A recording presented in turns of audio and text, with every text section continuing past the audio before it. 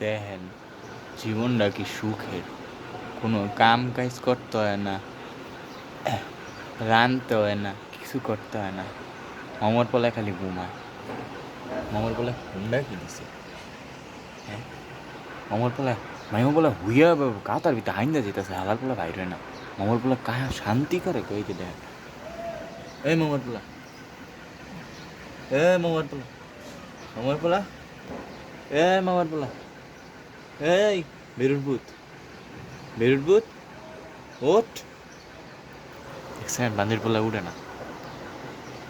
পরে আমি কিছু করবো, সারাটা দিন বইরা খাইব, সারা দিন বইরা হত্যাইব, সারাটা দিন বইরা আঁকবো, কিন্তু একটা কাম করতো না মামার পোলায়।